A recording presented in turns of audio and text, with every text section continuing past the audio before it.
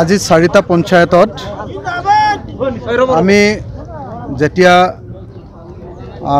মটৰচাইকেলেৰে পৰিভ্ৰমণ কৰিছিলোঁ চাৰিওফালে মানুহৰ যি উষ্ণ সঁহাৰি সেই সঁহাৰিয়ে প্ৰমাণ কৰিছে যে বিশ্বাসঘাতক সুশান্ত বৰগোহাঁইক পৰাজিত কৰিবৰ কাৰণে আৰু ৰাইজৰ দলক জয়ী কৰাবৰ কাৰণে থাওৰাবাসী ৰাইজ সাজু হৈছে।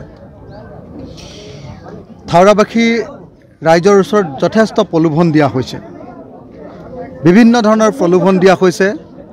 একে ৰাতিৰ ভিতৰতে মেডিকেল কলেজ বনাই দিয়াৰ প্ৰলোভন দিয়া হৈছে, একে ৰাতিৰ ভিতৰতে দলং নিৰ্মাণ কৰি দিয়াৰ প্ৰলোভন দিয়া হৈছে, একে ৰাতিৰ ভিতৰতে আপোনাৰ মাইক্ৰ' ফাইনেন্সৰ ধাৰ মাৰি দিয়াৰ প্ৰলোভন দিয়া হৈছে। কিন্তু সকলোবিলাক প্ৰলোভনৰ পাছতো আমি দেখিবলৈ পাইছোঁ যে থাওৰাবাসী ৰাইজে ৰাইজৰ দলৰ প্ৰতি উষ্ণ সঁহাৰি জনাইছে আৰু থাওৰাবাসী ৰাইজে সুশান্ত বৰগোহাঁইক পৰাজিত কৰিবৰ কাৰণে, বিশ্বাসঘাতক সুশান্ত বৰগোহাঁইক পৰাজিত কৰিবৰ কাৰণে সাজু হৈছে। আটাইতকৈ ডাঙৰ কথা, ব্যাপক অঞ্চল এটাত ৰাইজৰ দলৰ কৰ্মীৰ ওপৰত বিজেপি কৰ্মীয়ে আক্ৰমণ আৰম্ভ কৰিছে।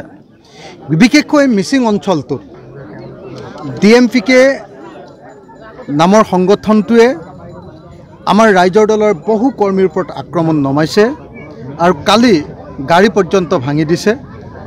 মই এই সম্পৰ্কে অসমৰ মুখ্যমন্ত্ৰী হিমন্ত বিশ্ব শৰ্মা, ডাক্তৰ ৰণোজ পেগু, DMPKৰ জেনেৰেল ছেক্ৰেটাৰী তিলক দলে আৰু মন্ত্ৰী পীযুষ হাজৰিকা এই আটাইসকলকে বাৰম্বাৰ জনাই আছোঁ। এতিয়ালৈকে কমেও 5 দিন মই মুখ্যমন্ত্ৰীৰ সহিতে মন্ত্ৰীসকলক স্পষ্টভাৱে জনাইছোঁ যে ৰাইজৰ দলৰ ওপৰত থাওৰা সমষ্টিত বাৰম্বাৰ শাৰীৰিক নিৰ্যাতন আক্ৰমণ চলোৱা হৈছে।